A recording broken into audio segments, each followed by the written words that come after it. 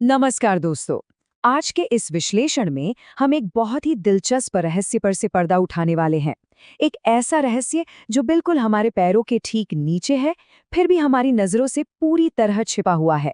हम बात कर रहे हैं पृथ्वी की आंतरिक संरचना की। सच कहूं तो ये किसी वैज्ञानिक जासूसी कहानी से कम नहीं है। आज हम ये जानेंगे कि आखिर उस अनदेखी और गहरी दुनिया को वैज्ञानिक कैसे डिकोड करते हैं। अब सबसे बड़ा सवाल ये उठता है कि जब पृथ्वी के केंद्र तक पहुंचना संभव ही नहीं है, तो हमें इसके भीतर की दुनिया के बारे में जानकारी मिलती कैसे है। ये ग्रहीय स्तर पर किसी लॉक्ड रूम मिस्ट्री यानी बंद कमरे के रहस्य जैसा है। जब हम भौतिक रूप से पृथ्वी की गहराई तक जा ही नहीं सकते, तो सतह की नीचे क्या है ये समझने के लिए हमें अलग अलग सुरागों और सबूतों पर निर्भर रहना पड़ता है। इस भौतिक सीमा को और अच्छी तरह समझने के लिए जरा इस संख्या पर गौर करते हैं। पृथ्वी की त्रिज्या यानी रेडियस लगभग 6,378 किलोमीटर है। लेकिन क्या आप जानते हैं कि मानव इतिहास में आज तक की सबसे गहरी खुदाई सिर्फ 12 किलोमीटर तक ही पहुंच पाई है, जो कि कोला ड्रिल होल है। 6,300 से ज्यादा किलोमीटर के सामने महज 12 किलोमीटर। गहराई के साथ तापमान और दबाव इतना अधिक बढ़ जाता है कि उससे नीचे जाना सच में असंभव हो जाता है। तो फिर इस मिस्ट्री को सॉल्व कैसे किया जाए? यहाँ वैज्ञानिक जासूसों की तरह काम करते हैं। वे मुख्य रूप से दो तरह के स्रोतों का इस्तेमाल करते हैं, प्रत्यक्ष यानी डायरेक्ट और अप्रत्यक्ष यानी इनडायरेक्ट स्रोत। डायरेक्ट स्रोतों में गहरी खदानें और ज्वालामुखी से निकलने वाला मैग्मा शामिल है। लेकिन सिर्फ इतना काफी नहीं होता, इसलिए इसे उल्कापिंडों, गुरुत्वाकर्षण विसंगतियों और चुंबकीय क्षेत्रों जैसे इनडायरेक्ट स्रोतों के साथ मिलाकर देखा जाता है। चलिए अब आगे बढ़ते हैं और बात करते हैं इस पूरे केस के सबसे बड़े मुखबिर की, और वो हैं भूकंप और उनकी तरंगी। इन तस्वीरों को देखिए। सतह पर तबाही के ये दृश्य स्पष्ट रूप से दिखाते हैं कि हमारी भूपर्पटी यानी क्रस्ट के नीचे कितनी विशाल और प्रचंड ताकतें लगातार काम कर रही हैं। जब ये असीमित ऊर्जा गहराई से आज़ाद होती है, तो सतह पर इसका भयानक और विनाशकारी प्रभाव पड़ता है। इस ऊर्जा को समझने के लिए ये जानना बहुत जरूरी है कि ये शुरू कहाँ से होती है। गहराई का वो बिंदु जहाँ से ऊर्जा निकलती है उसे फोकस या अवकेंद्र कहते हैं, और ठीक इसके ऊपर पृथ्वी की सतह पर मौजूद वो बिंदु जहाँ इन तरंगों का सबसे पहला और तेज झटका महसूस होता है उसे अधिकेंद्र या एपीसेंटर कहा जाता है। अब ये ऊर्जा मुख्य रूप से दो तरह की तरंगों या वेव्स के माध्यम से ट्रैवल करती हैं। पहली है पी तरंगे, जो बहुत तेज गति से चलती हैं और किसी भी मीडियम, चाहे वो गैस हो, लिक्विड हो या सॉलिड हो, से गुजर सकती हैं। और दूसरी हैं एस तरंगे, जो थोड़ी धीमी होती हैं। और यहीं पर आता है सबसे बड़ा ट्विस्ट। एस तरंगों की एक बहुत ही सख्त शर्त होती है, ये केवल और केवल ठोस पदार्थों से ही गुजर सकती हैं। पृथ्वी का नक्शा बनाने में ये एक बहुत बड़ा गेम चेंजर साबित हुआ। इसी खूबी ने वैज्ञानिकों को पृथ्वी के क्रोड या कोर को समझने का सबसे बड़ा सुराग दिया। क्योंकि एस तरंगे लिक्विड से नहीं गुजर सकती, इसलिए एक बहुत ही रोचक घटना होती है जिसे शैडो जोन या छाया क्षेत्र कहते हैं। भूकंप के एपिसेंटर से 105 से 145 डिग्री के बीच एक ऐसा विशाल इलाका बनता है जहां सिस्मोग्राफ पर कोई भी एस वेव रिकॉर्ड नहीं होती। यह विशाल ब्लाइंड स्पॉट इस बात का पुख्ता वैज्ञानिक प्रमाण है कि पृथ्वी की गहराई में कुछ परतें पूरी तरह से तरल अवस्था में मौजूद हैं। खैर, इन झटकों को मापने का तरीका भी काफी दिलचस्प है। भूकंप के दौरान जो ऊर्जा निकलती है उसकी ताकत को हम 0 से 10 वाले रिक्टर स्केल पर मापते हैं। वहीं सतह पर जो विनाश और तबाही हमें अपनी आंखों से दिखाई देती है उसे 1 से 12 तक वाले मरेकैली स्केल पर मापा जाता है। और ये विनाश केवल किसी एक छोटे इलाके तक सीमित नहीं रहता।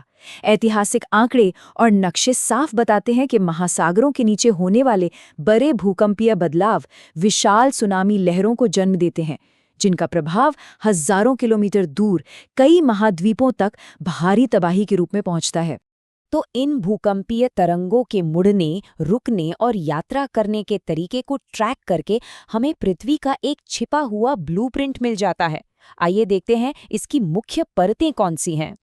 अगर हम इस स्ट्रक्चर को देखें तो ये मुख्य रूप से 3 परतों में बटा है। बाहर से अंदर की ओर जाएं तो सबसे पहले आती है ठोस भूपर्पटी या क्रस्ट। उसके ठीक नीचे है विशाल मैंटल और सबसे गहराई में स्थित है पृथ्वी का कोर। सबसे बाहरी परत यानी क्रस्ट की मोटाई हर जगह एक जैसी बिल्कुल नहीं होती।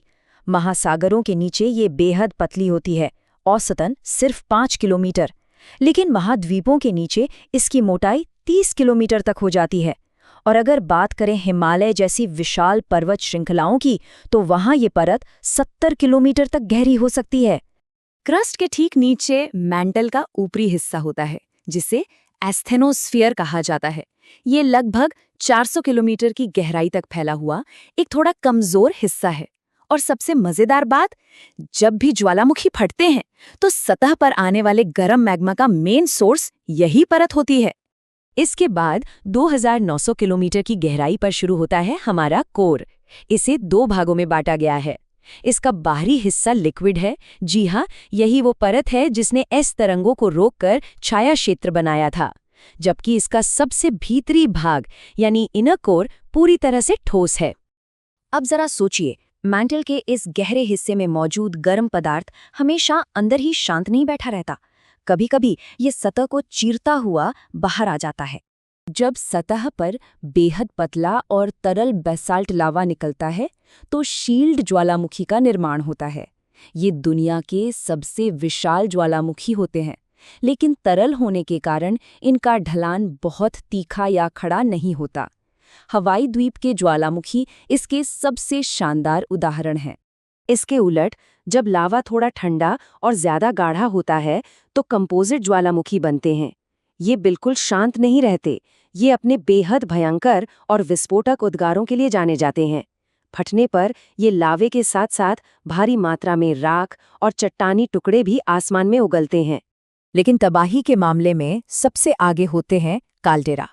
ये इतने अधिक हिंसक और विस्फोटक होते हैं कि जब इनमें धमाका होता है तो ये कोई ऊंचा पहाड़ बनाने के बजाय अपने ही खाली हुए विशाल मैग्मा भंडार में नीचे धंस जाते हैं और एक बहुत बड़ा गड्ढा बन जाता है।